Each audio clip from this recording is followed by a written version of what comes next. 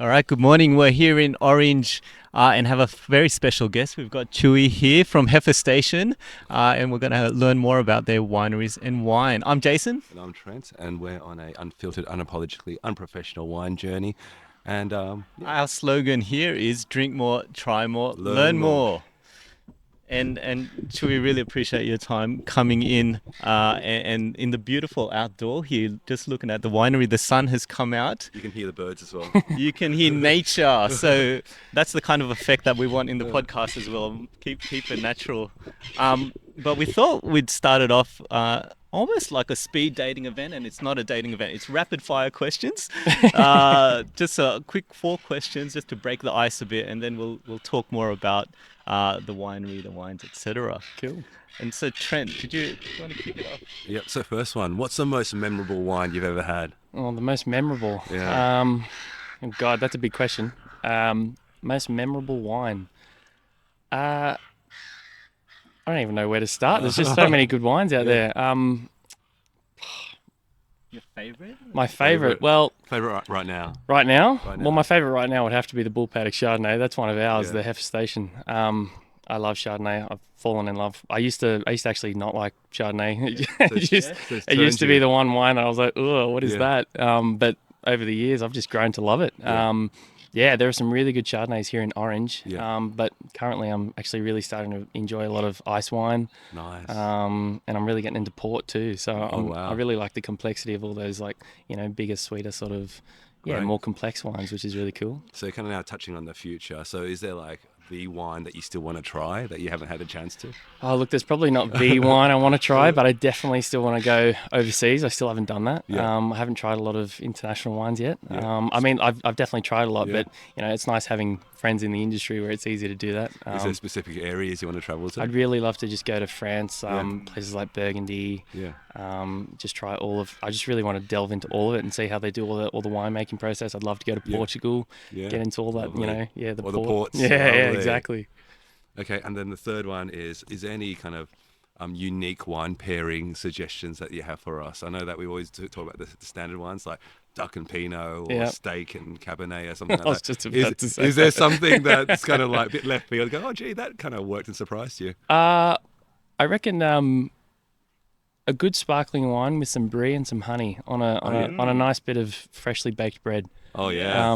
I really love brie and, like, honeycomb. Yeah. Like, you got to put a bit of honeycomb on top of some nice double brie Lovely. on like a fresh slice of. I'm thinking something to do with those kind of baked cheeses. You Oh, know yeah. that? Yum. You know, with Yum. oh, Yeah, That- and the the spark. Like, sparkling, if you yeah, get a that'll good work. sparkling wine, it just tops it off really well. Awesome.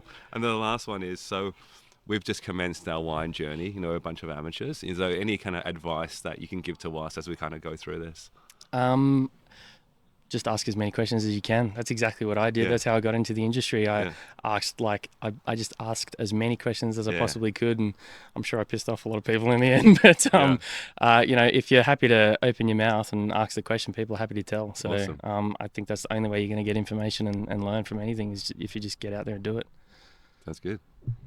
Yeah, that's fantastic, and I feel like you've segued really well into the body of our interview, and we absolutely want to know more about Heifer Station and so forth. But a bit more about you and your journey, because you were talking about asking a lot of questions because you wanted to break into the industry. Are you able to talk about what's your role here at Heifer Station, and then your journey? What made you get into the industry and come here? Yeah, cool. So I've been here for I think coming up to close to 3 years, around the 3 year mark now. I was living in Bathurst before, and I've sort of made my way all around.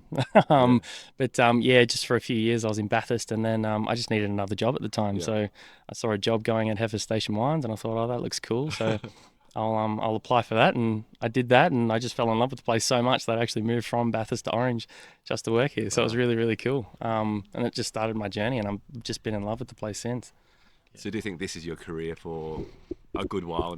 Yeah. I mean, it's hard. Look at my office. Yeah, I know. I know. It's a really good office. You know what I mean? It's great. I love my job, and I think if you love your job, it's expressive in your work. It's not a job anymore. Yeah, exactly. And I think my work ethic sort of shows that. It just once you love a job, it doesn't feel like work. It's exactly right. I think that it's also shown in your social media posts as well, because you're having a lot of good fun. I've noticed a lot of the posts coming out from yourself. Is that also part of your role here? No, I don't. I don't do the social media. Oh, We got. We you're got. just the actor in there, right? Yeah, exactly. I'm just the actor.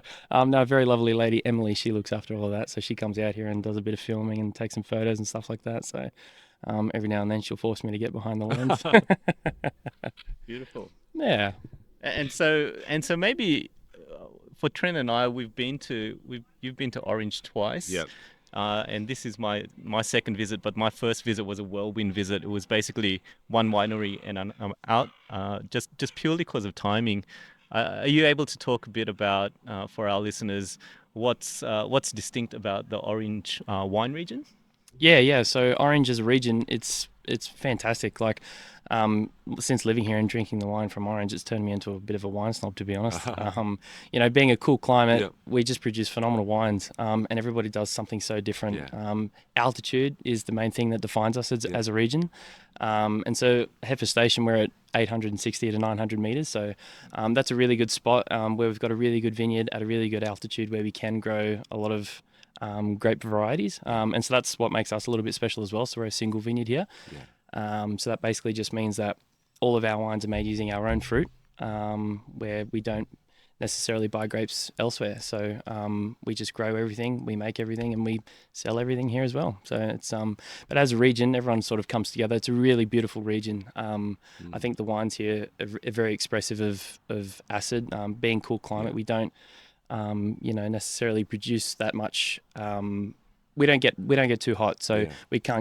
a lot of the time we don't get that sugar, which means we don't end up getting the big alcohol and the big tannin and that sort of styles that you get from those warmer regions, places like the Hunter and the Barossa. So Yeah, one term we get is always about more elegant wines. yeah, definitely. I like to call it the female of wine. The female ones, Yeah. Cool climate being the female of wine. A bit more elegant, Yeah. nicer to look at, nicer to I drink. haven't heard that before. Yeah. I like it. That's very true.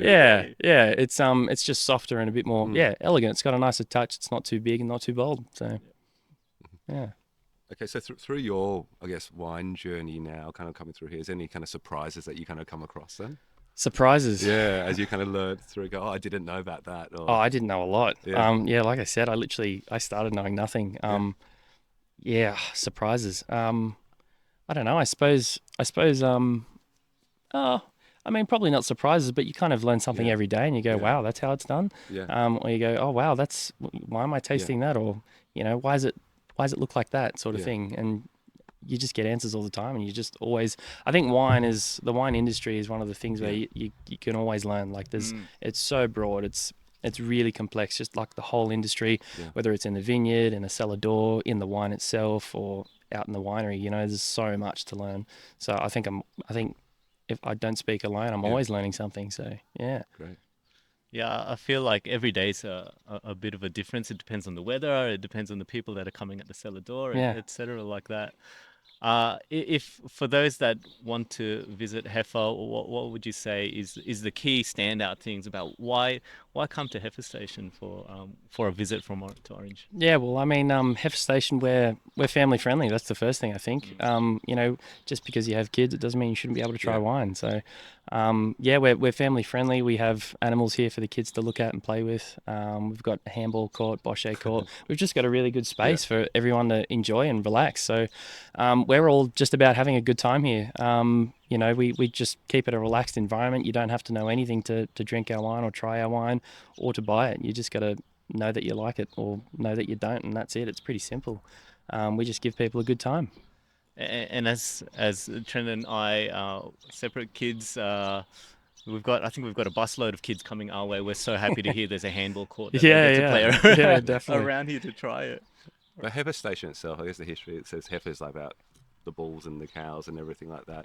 Is that kind of what is Heifer Station? Yeah, so Heifer Station used to actually be a huge property. So it used to cover like a lot of the western part of Orange. So you can drive around all of this side of Orange and still see a lot of historic signs and stuff like that. So we just kept the original name. You might have noticed driving up there was Heifer Station Lane and Heifer Station Creek. Yeah.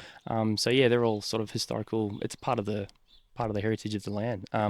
And so it used to be a big cattle property, and us in particular, where we are right now, Heifer Station Wines, we used to be a Cobb and Co station, so they used to swap out the horses here, and Oh wow. yeah, it was pretty cool. So the building over there where we actually conduct all of our tastings out of, Yeah. that's the wool shed. So that's Yeah. a 120-year-old standing building that we've renovated. Well, yeah, barely touched, but obviously fixed it to make sure it doesn't fall over with the Yeah, wind. it's standing pretty well. Yeah, That's good. yeah. But all the timber in there is completely original, so it's pretty cool. When did it switch to become a winery then?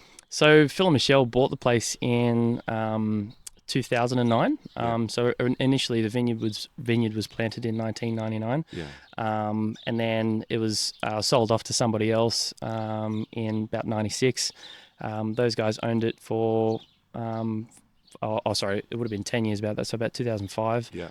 was sold off around that period to somebody else who didn't really set foot on the property. So the vineyard was a little bit, undercared for. Yeah. So when Phil and Michelle bought the place in 2009, they had no idea about grapes, wines, vines, nothing. And they just bought the place, to settle down and hopefully get some cattle on and live an easy life. But everyone sort of encouraged them that they got a really good spot here with a really good vineyard, even though it was overgrown. And so they just took the plunge 6 months after that and said, righto, let's do something about it. So it took them 3 years before they pruned back everything and got everything into a good nick, got rid of all the blackberries, and got their first vintage in 2012. And since then, we've been making some brilliant wine. So it's a really, really cool story. Phil and Michelle are great people, really look up to them. And they're like family to me. So they've done really well with this place and everything they've built for the community and done for the region itself.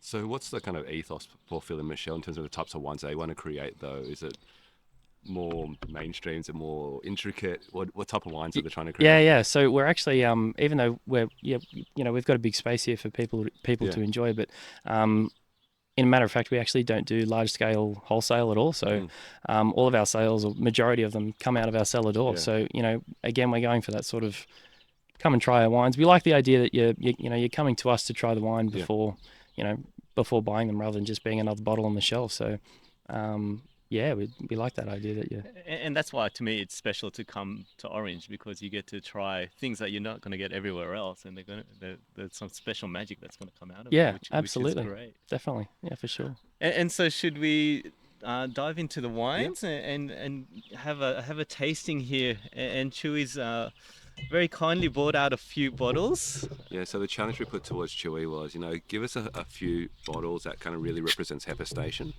So yeah, well, I got 3 of them here. So I'll start with the first one. So this is our 2018 Genisse. So we call this one the Queen of Heifer. So she always sells out before the next vintage is due. So this is done method traditionnel, which just refers to fermenting in the bottle. So the same way that champagne is traditionally made. It's a really long and delicate process. So I don't know I might have just said it, but Genisse is the French word for heifer. So it's just what we call. That's the story. Yeah, it's just what we call our sparkling wine. Give it a cool name. Traditionally being made with about 80% Chardonnay and 20% Pinot Noir. As I said, takes 4 years to make, 2.5 of which it spends on lees. Those, the dead yeast, building up that texture, getting that brioche and toasty sort of character going on. It's a really beautiful wine. It's phenomenal. In terms of sparkling, I noticed it has 2018 vintage on it. So I know with champagne sometimes they have the non-vintage and the vintage. Yeah. So is that also the same thing that we do here? Yeah. So all of the grapes came from 2018 for this wine. So 2018 was a brilliant year, middle of the drought. So we were able to pick the grapes early enough and produce a really good wine. So is only the good years that you actually produce like a certain named vintage? Yeah, definitely. So most of our Genisse, we try and stick to just having a vintage. So we don't do too much non-vintage stuff. We only make this stuff in the years that we can produce a really good wine out of it. And so So what should we be looking for in this one, the Genisse?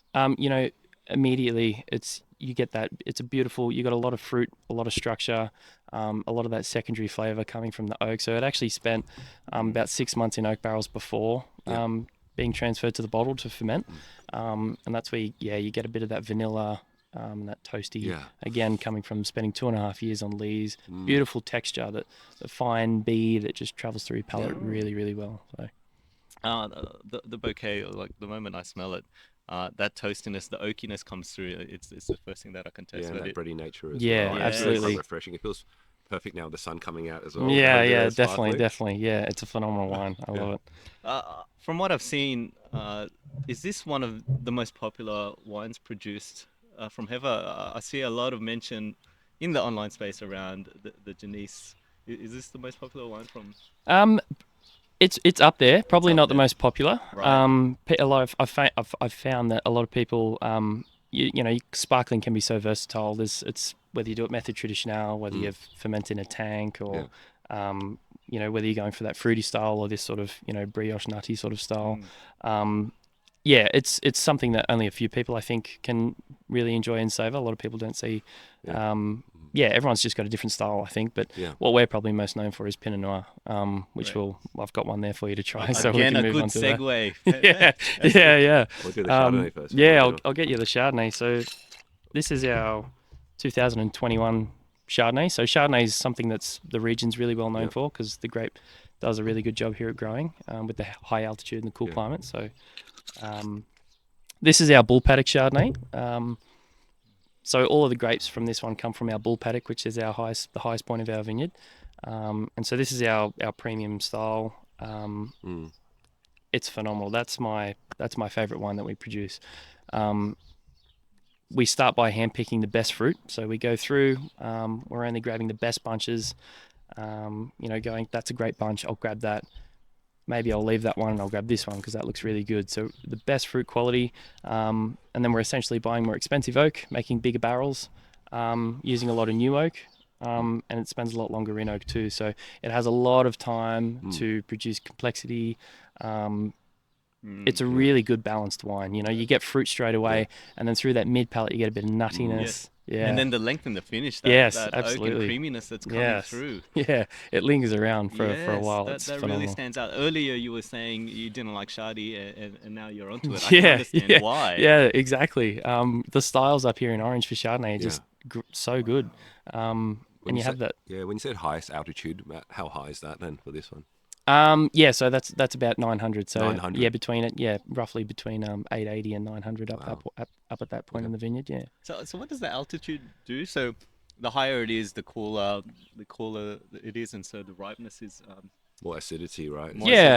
So essentially it just takes longer for things to ripen. Yes. So you're going to have more acidity in the grapes. That's in a nutshell. But And you mentioned new oak as well. So how long is it on new oak? Yeah, so that spends about 12 to 14 months actually. That one. So we do a different selection. So about 60% new and about 40% mature. And that way you get a really good balance without having too much overpowering of the new oak. So how was 2021 as a year as well? Was that a good year? Or? Yeah, it was the start of the wet season. Yeah. We just come out of drought. 2020, we had the bushfires, which was a killer for everyone. So, we didn't produce any wine in 2020 from all the smoke taint. So, coming into 21, we could finally do something again. So being wet and very cold, it took again a lot longer to ripen. But in terms of the white varietals and those early ripening varietals like Pinot Gris and Chardonnay, they did really well, as you can taste. That's beautiful. Yeah. Completely agree. Okay. And so maybe we move on to the Pinot Noir. Yeah. Yeah. So this is our Farmers Paddock Pinot Noir. So Pinot Noir is something that we've done really well with in the past, and as I said, I think I mentioned earlier, it's probably something that we're really well known for. Yeah. Philip does a really good job at looking after it in the vineyard. Philip, the owner, he also looks after the vineyard and manages the vineyard. So he puts a lot of care and attention into that. He's grown up being a farmer, so he's pretty switched on. And so Pinot Noir is a very delicate grape, and so it's got very thin skins, and you got to really, again, look after it. So for the first time, we've done in 2021, we did our premium line, which is the one you're tasting here, our Farmers Paddock Pinot Noir. So this has got a lot going on. It's even on the nose straight away, you get a lot of complexity. Again, similar story with the Bull Paddock. We're handpicking the best fruit for this. And there's a whole bunch of different clones of the Pinot Noir that we're using.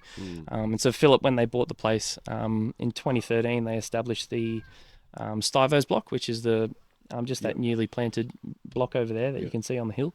And so yeah, we tried a different couple of planting techniques where we basically plant the vines a little bit closer together, and you get a lot more yield. So, and yeah, So if the vines are planted further apart, there's less fruit that's growing. Is that how it works? yeah, sort of similar.